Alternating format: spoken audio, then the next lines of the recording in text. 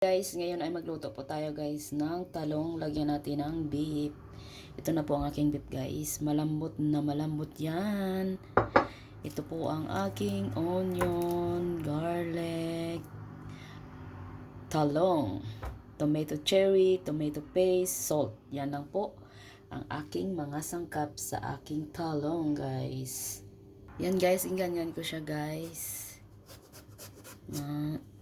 Yan guys. Yan. Yan, ganyan ko lang siya guys.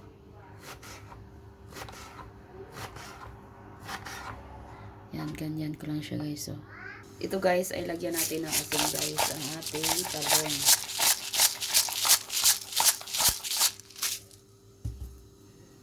Yan.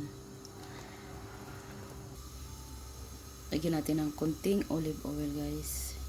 Yan. Yan, nilagay ko na ang aking talong guys. Iyan natin guys.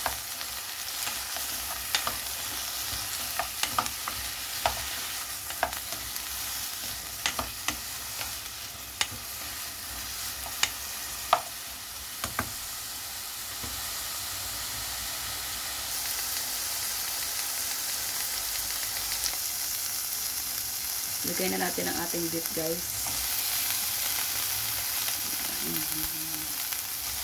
Yan guys. Ang sarap guys.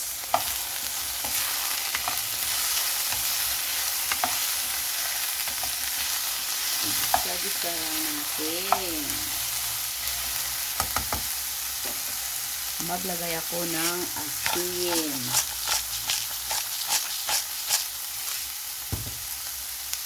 Ilagay ko na ang onion.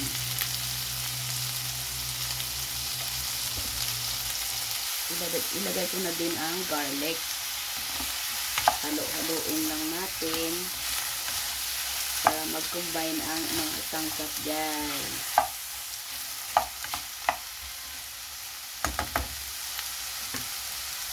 Sunod, ilagay na natin ang ating tomato cherry.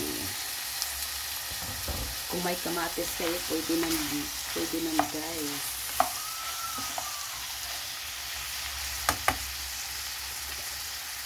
Tapos, naglagay ako ng tomato paste. Halo-haloin lang natin. Ang gamitin ko guys na sabaw, ang gimpakuluan ko na baka guys. Yan, lagay natin.